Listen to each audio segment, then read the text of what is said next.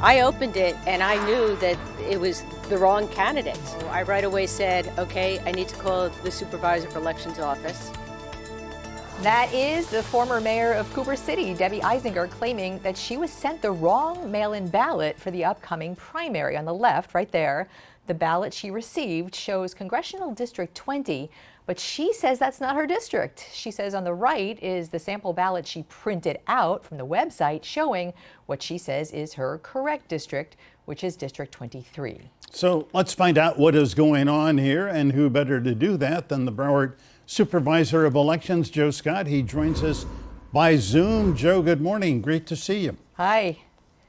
Good morning, Michael. Good morning, Glenna. Thank you for the opportunity to come on and inform the public about, what we can do to make sure that this problem is resolved. Okay, so right there, I guess you acknowledge that there is a problem, so that's a good step. You've got this super engaged voter, so she knew right away. A lot of people wouldn't even know to look. So she apparently received the wrong mail-in ballot with the wrong candidates on it. What happened? Right. So I want to start off by making sure that everybody is aware that this is our very first election after the redistricting process.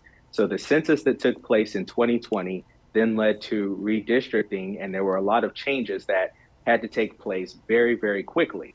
We are very, very grateful for those vigilant voters who are taking a close look and notifying us if they see something. We really encourage everybody to say something. In this case, this voter is absolutely correct.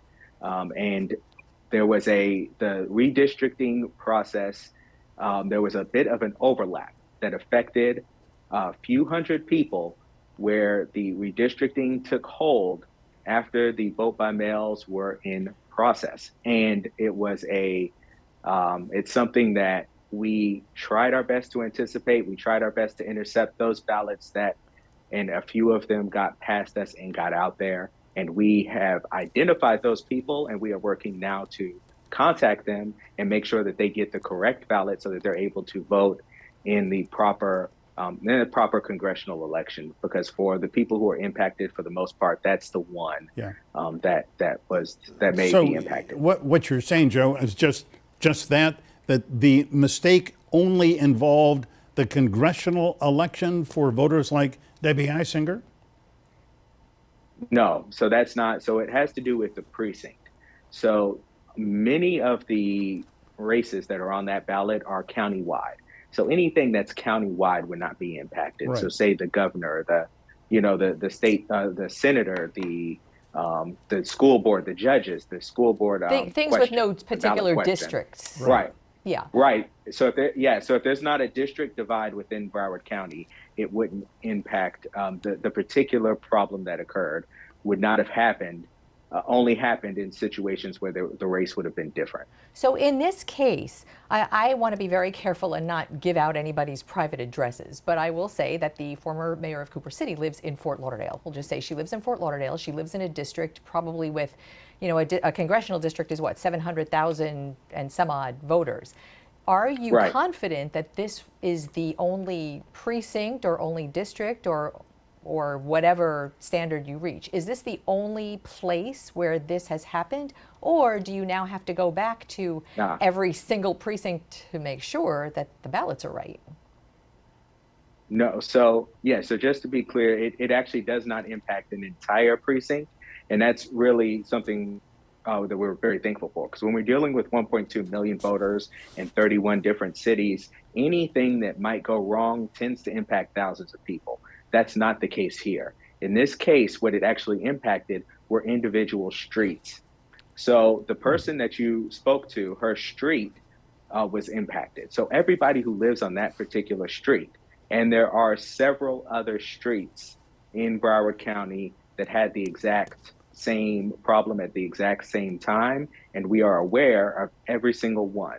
So we know exactly who is impacted, and we are working hard to contact each of those voters. Yeah. And we're actually planning an operation that includes us setting up shop on those streets that were affected and swapping. We need to do a 1-for-1 swap.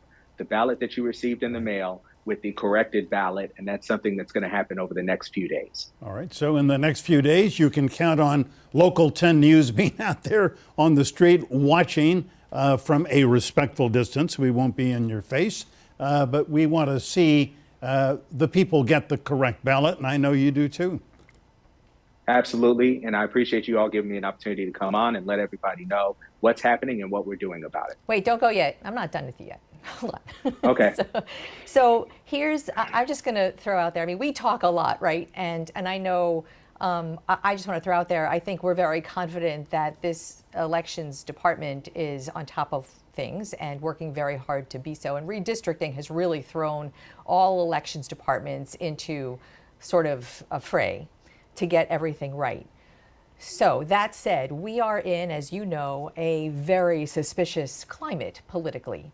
And do you feel like now you need to do something to sort of preemptively strike out against anyone who's going to look for claims of fraud or mismanagement? I don't want to be the one to plant that. I think I'm very confident to say that that's already sort of out there. And I want you as the head of Broward Elections to address that, if you would.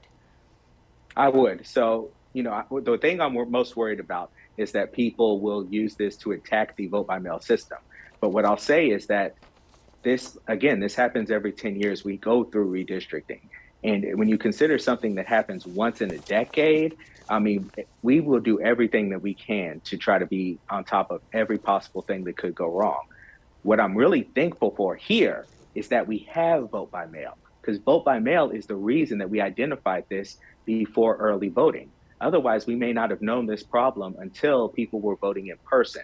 And it would have been so much more difficult for us to figure out what went wrong, put a fix in place on a day that people are voting in person. Because of vote by mail, and because we have a little bit of lead time, we're able to, identify the root cause of the issue and then resolve that and make sure that it is that everything is good to go before people start to vote in person. Yeah.